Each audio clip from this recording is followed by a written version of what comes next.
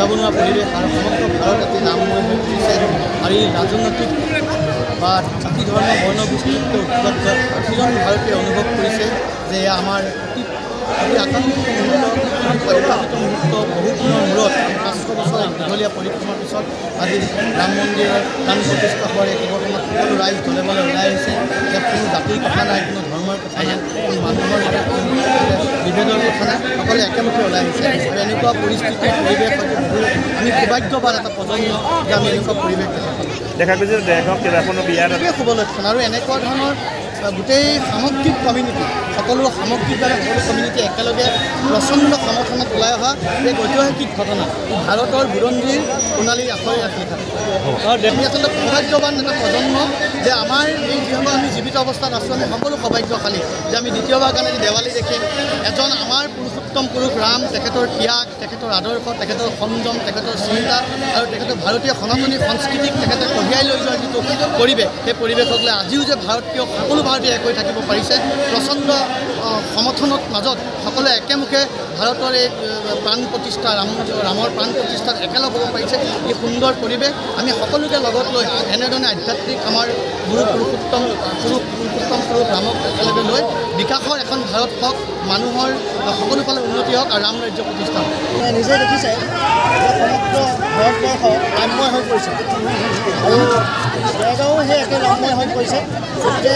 শ্ৰী ৰাম মন্দিৰত যি মূল বিগ্ৰহ হিন্দু ৰামৰ সেই প্ৰাণ প্ৰতিষ্ঠাৰ দিন আমি ধাৰ্য কৰা হৈছে সেই দিনত সমগ্ৰ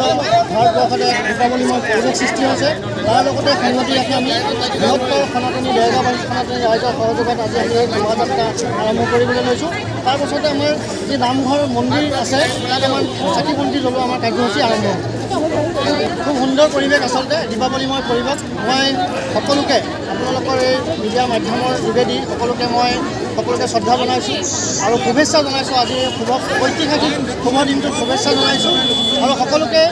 এই যি আমাৰ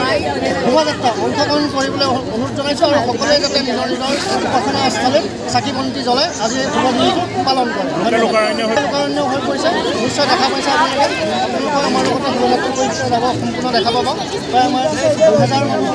উপস্থিত হোৱাৰ আমাৰ আৰু ৰাস্তাত যথেষ্ট ৰৈ আছে আৰু বৃদ্ধি হ'ব নহয় জানো আৰু বৃদ্ধি হ'ব হয় বুজাবনোৱা পৰিৱেশ আৰু সমগ্ৰ ভাৰত এটি নামময় হৈ পৰিছে আৰু এই ৰাজনৈতিক বা জাতি ধৰ্ম বৰ্ণ গোষ্ঠীতকৈ উৎপত্ত প্ৰতিজন ভাৰতীয় অনুভৱ কৰিছে যে আমাৰ অতি আকাংক্ষিত মুহূৰ্ত প্ৰত্যাশিত মুহূৰ্ত বহুদিনৰ মূৰত ৫০০ বছৰ দীঘলীয়া পৰিক্ৰমাৰ পিছত আজি ৰাম মন্দিৰৰ প্ৰাণ প্ৰতিষ্ঠা হোৱাৰ এই খবৰখনত সকলো ৰাইজ দলে বলে ওলাই আহিছে ইয়াত কোনো জাতিৰ কথা নাই কোনো ধৰ্মৰ কথা নাই কোনো মানুহৰ বিভেদৰ কথা নাই সকলোৱে একেমুখে ওলাই আহিছে আৰু এনেকুৱা পৰিস্থিতিৰ পৰিৱেশ আমি সৌভাগ্যৱান এটা প্ৰজন্ম যে আমি এনেকুৱা পৰিৱেশ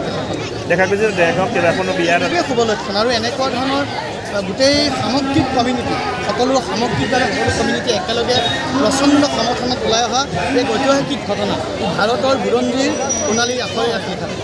আৰু দেশী আচলতে সৌভাগ্যৱান এটা প্ৰজন্ম যে আমাৰ এই যিসমূহ আমি জীৱিত অৱস্থাত আছোঁ আমি সকলো সৌভাগ্যশালী যে আমি দ্বিতীয়বাৰ কাৰণে দেৱালী দেখিম এজন আমাৰ পুৰুষোত্তম পুৰুষ ৰাম তেখেতৰ ত্যাগ তেখেতৰ আদৰ্শ তেখেতৰ সংযম তেখেতৰ চিন্তা আৰু তেখেতৰ ভাৰতীয় সনাতনী সংস্কৃতিক তেখেতে কঢ়িয়াই লৈ যোৱাৰ যিটো পৰিৱেশ সেই পৰিৱেশক লৈ আজিও যে ভাৰতীয় সকলো ভাৰতীয় এক হৈ থাকিব পাৰিছে প্ৰচণ্ড সমৰ্থনৰ মাজত সকলোৱে একেমুখে ভাৰতৰ এই প্ৰাণ প্ৰতিষ্ঠা ৰামৰ প্ৰাণ প্ৰতিষ্ঠাত একেলগ হ'ব পাৰিছে এই সুন্দৰ পৰিৱেশ আমি সকলোকে লগত লৈ এনেধৰণে আধ্যাত্মিক আমাৰ পুৰুষোত্তম পুৰুষ ৰামক একেলগে লৈ বিকাশৰ এখন ভাৰত হওক মানুহৰ সকলো ফালে উন্নতি হওক আৰু ৰাম ৰাজ্য প্ৰতিষ্ঠা